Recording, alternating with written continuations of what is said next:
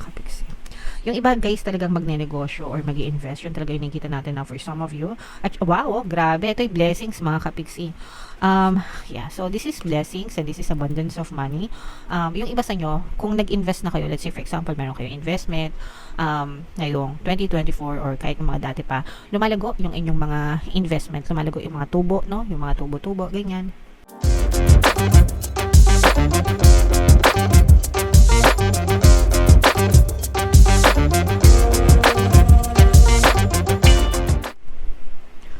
Hello guys, hello Aries, welcome back to Pinoy Pixie Tarot. Ang pamagat ng episode natin for tonight is full moon kapalaran para ngayong December to January para sa Aries, Sun, Moon, Rising Sign, and Venus.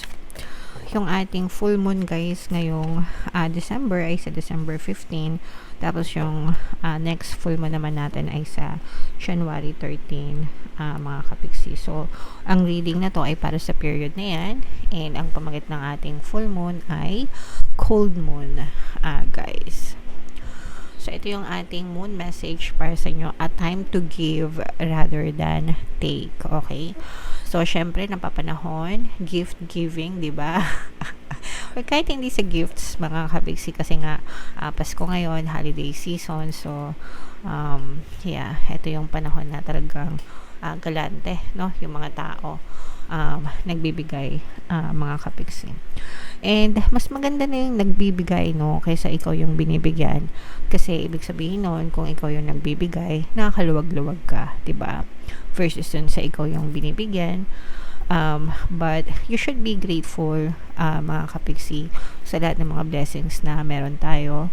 And kahit gaano kaliit pa yan or kahit gaano kalaki, ang importante is palaging may pumapasok na blessings sa buhay natin. So kailangan natin ipagpasalamat yun, mga kapigsi. Attune to the moon guys, recommit to healthy morning and evening routines, no? So yung mga healthy routines natin, hindi lang yan sa physical, even sa mental, tsaka sa emotional, plus spiritual, mga kapiksi. Dapat lahat yan inaalagaan natin. So tingnan nyo yung diet nyo, yung pahinga nyo, tulog, syempre importante yun, yung pagkain ng tama, and yung inyong exercise or movement, mga kapiksi. Pag sinabi ng mga exercise guys, hindi naman yan yung mga hardcore na takbo, jogging, or mga pag weights, no? Even yung mga light jog or simpleng paglalakad, that's already a form of exercise. Or even yung paglilinis ng bahay, mga kapiksi, as long as gumagalaw ka, you move, no? You move your body. Importante yan, mga kapiksi.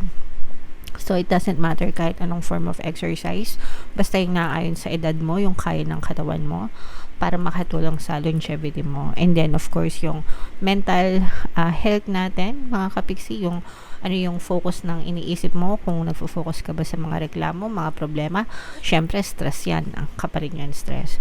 Pero kung palagi ka nag-iisip ng mga dreams mo, ng mga desires mo, 'di ba? Yung mga inspirational thoughts, ganyan. Dapat doon kayo palagi nagfo-focus, mga kapiksi. Okay? Healthy body, healthy mind, healthy body, mga kapiksi. Additional meanings for this card, guys, gradual improvements are coming. So, pag sinabing gradual, unti-unti, guys, no? Unti-unting improvement, unti-unti mag-i-improve yung buhay nyo, guys, especially ngayon, patapos na yung 2024 and papasok naman yung 2025. So, kailangan din magkaroon kayo ng changes, ng pattern, no? Yung pattern nyo, di ba? Yung mga habits nyo, isa-isahin nyo yung mga habits nyo on a daily basis. And kung ano din yung pwede nyong palitan nyo na mas makakabuti sa inyo, di ba? Ganon, yung mga gradual improvements na yun, yung mga gradual habits na yun, pag pinagsama-sama mo guys, malaki yung may tutulong nun sa inyo, mga kapiksi. Pay attention to detail if you want success, no? Dapat, diba, if you plan to succeed, kailangan you prepare for success and you pay attention, no? Ibig sabihin ng pay attention, focus, 'di ba? Mag-focus kayo sa mga detalye, sa mga nangyayari sa inyo. If alam niyo na negative, tigilan niyo na, no? XX na. sa mga feeds nyo guys, sa mga nababasa nyo, especially pag palagi kayo na social media, Facebook, YouTube, or whatever app, mga kapiksi, pag napapansin nyo na negative, X nyo na agad, close nyo na, hindi yung nakikibasa pa kayo.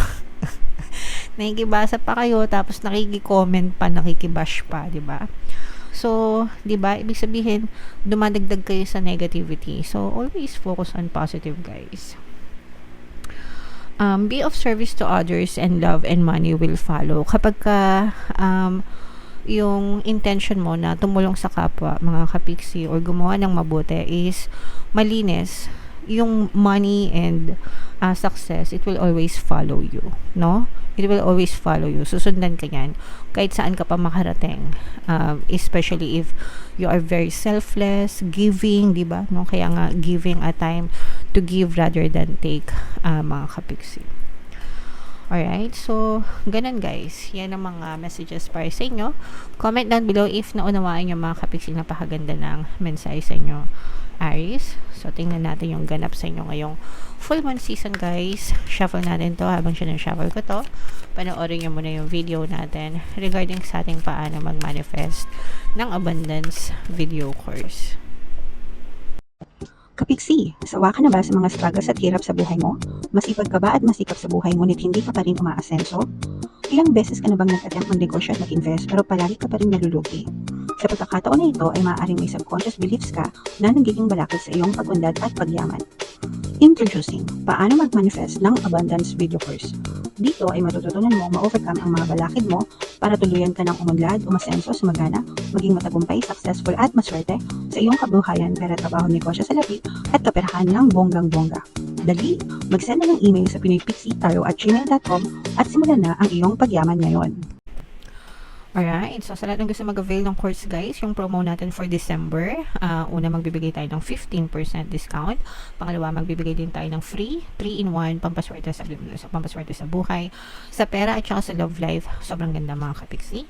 And meron din tayong bagong course, paano mawala ang third party at magkaroon ng harmonious na relationship guys, para mawala yung mga kabit ng mga jowa nyo. 20% discount yan until December 31, kaya mag-avail na kayo mga kapiksi.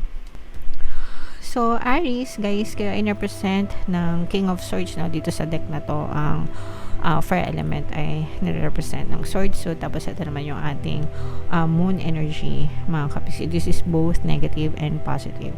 So, dito, guys, watch out, no, sa paglalabas ng pera, guys. Lalo na doon sa mga mangungutang sa inyo or manghihiram ng pera na too good to be true, kumbaga. I mean, there's nothing wrong, guys, no? Don't get me wrong. Walang masama na magpahiram, magpautang ng pera. Pero kailangan nyo ring timbangin, kilalanin yung mga taong pinapautang nyo kasi baka maanuhan kayo ng mga opportunista, mga kapiksi.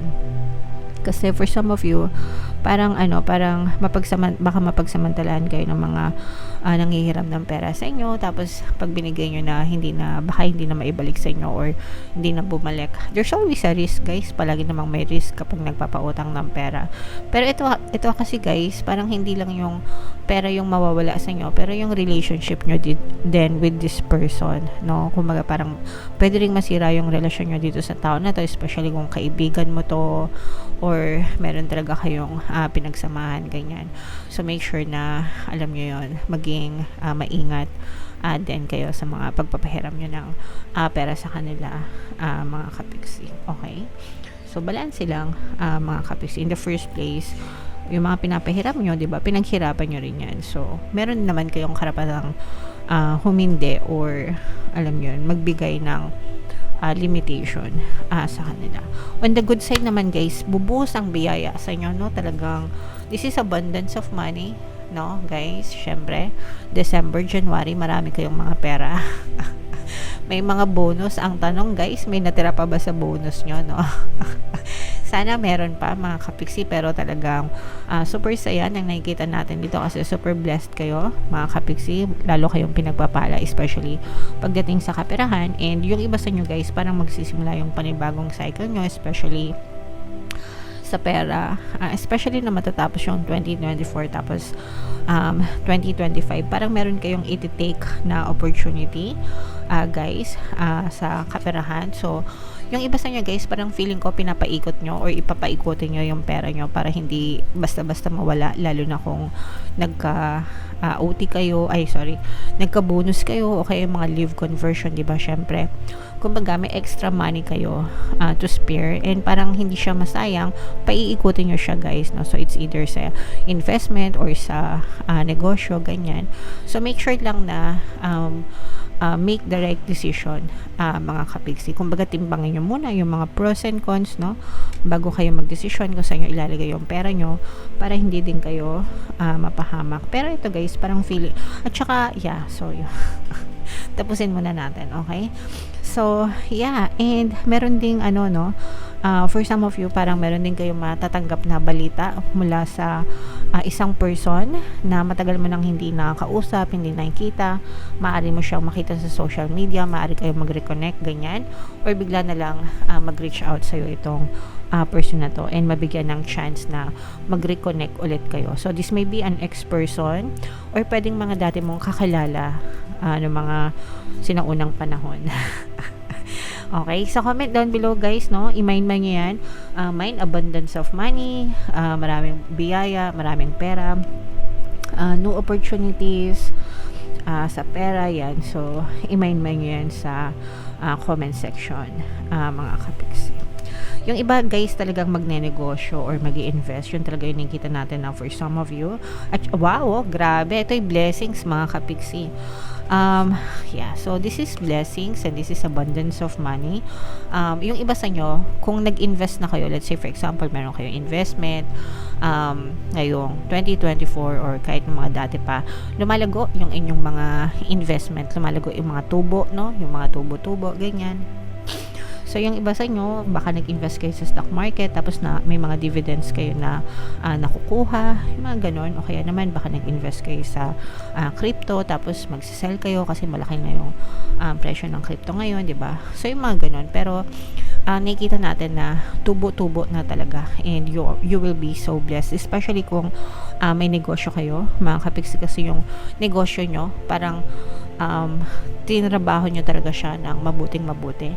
And ngayon parang nabawi nyo na lahat ng kapital nyo, lahat ng puhunan nyo, lahat ng nilabas nyo, no? And yung kinikita nyo ngayon parang sobra-sobra pa na nabalik sa inyo simula nung nagsimula kayo. Okay? So sobra-sobrang pera ito, mga kapiksi, para sa inyo.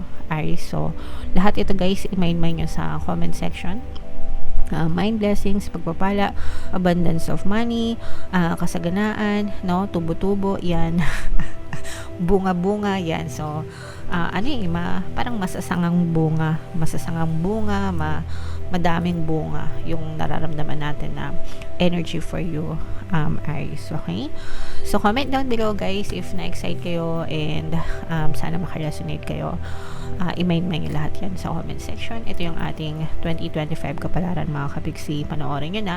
And ito naman yung ating success stories ng paano mag-manifest ng abundance video course. Click here to subscribe guys. Ito yung ating mga pampaswerte sa Subliminals. Thank you for liking, sharing, and subscribing. See you again next time. I love you all, mga kapiksi. Have a nice day. Bye-bye.